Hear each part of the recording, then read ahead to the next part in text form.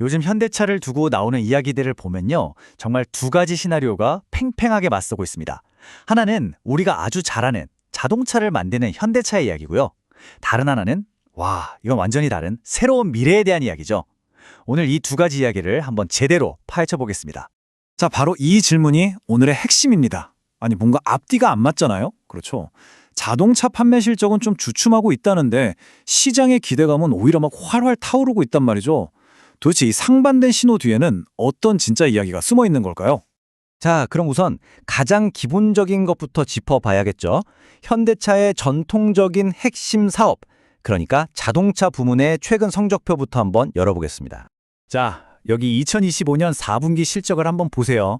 매출은 46조 8천억 원, 전년이랑 비슷한 수준을 겨우 유지하긴 했어요. 근데 진짜 문제는 바로 이 영업이익이에요. 1조 6,900억 원. 전년보다 거의 40%가 깎여나갔고 시장 예상치보다는 무려 36.7%나 밑도는 숫자입니다. 이건 시작에서는 어닝 쇼크라고 부를 수밖에 없는 그런 수준이죠. 아니, 도대체 왜 이렇게까지 실적이 안 좋았을까요? 들여다보면 이유가 여러 가지가 있어요. 일단 전 세계적으로 판매량 자체가 줄었고요.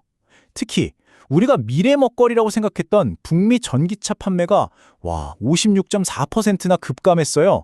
거의 반토막이 난 거죠. 유럽도 상황은 좋지 않았고요. 심지어 회사에서 내놓은 2020년 판매 목표치도 꽤나 조심스러운 걸 보면 단기적으로는 쉽지 않다는 걸 스스로 인정한 셈입니다. 그런데 말이죠. 이 데이터를 그냥 표면만 보면 안 돼요. 좀 더 깊게 파고들면 진짜 재밌는 사실이 보입니다. 전기차가 그렇게 고전했던 북미 시장에서 하이브리드차 판매는 무려 46% 넘게 폭증했다는 거예요. 이게 바로 지금 시장이 어떻게 돌아가는지를 딱 보여주는 겁니다.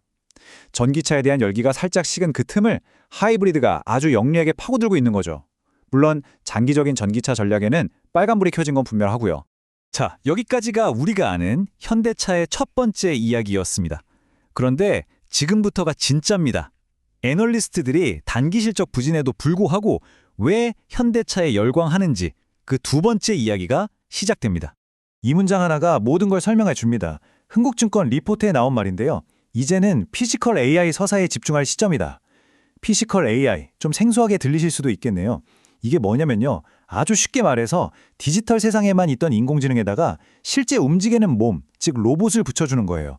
바로 이 피지컬 AI라는 키워드가 현대차의 미래를 보는 완전히 새로운 렌즈가 되는 겁니다. 그리고 이 거대한 그림의 퍼즐 한 조각이 바로 여기서 맞춰집니다. CES 2026에서 현대차의 자회사죠. 세계 최고의 로봇 회사 보스턴 다이나믹스가 인공지능계의 끝판왕 구글 딥마인드와 손을 잡았다고 발표한 겁니다. 상상해보세요. 세계 최고의 로봇 하드웨어랑 세계 최고의 AI 소프트웨어가 만난 거예요. 이건 시장이 흥분하지 않을 수가 없죠.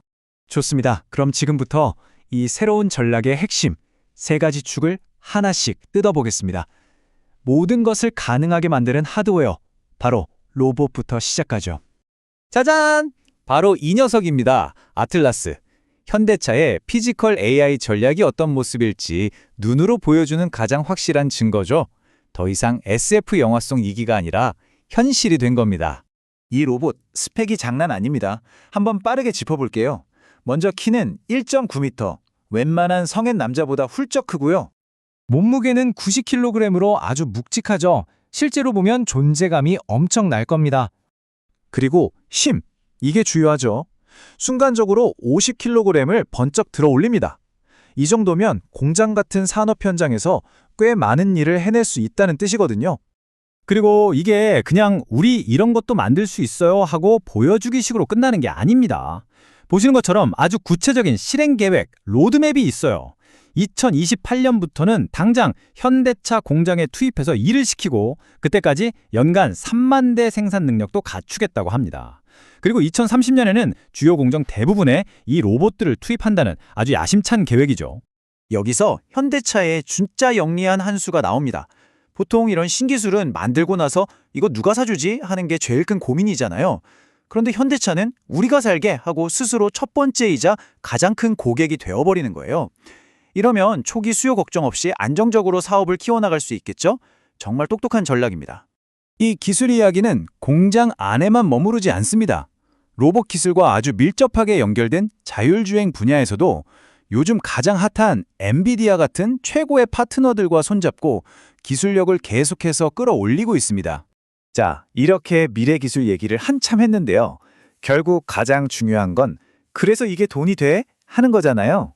이제 이 멋진 비전이 어떻게 주식 가치, 즉 돈으로 연결되는지 한번 살펴보겠습니다.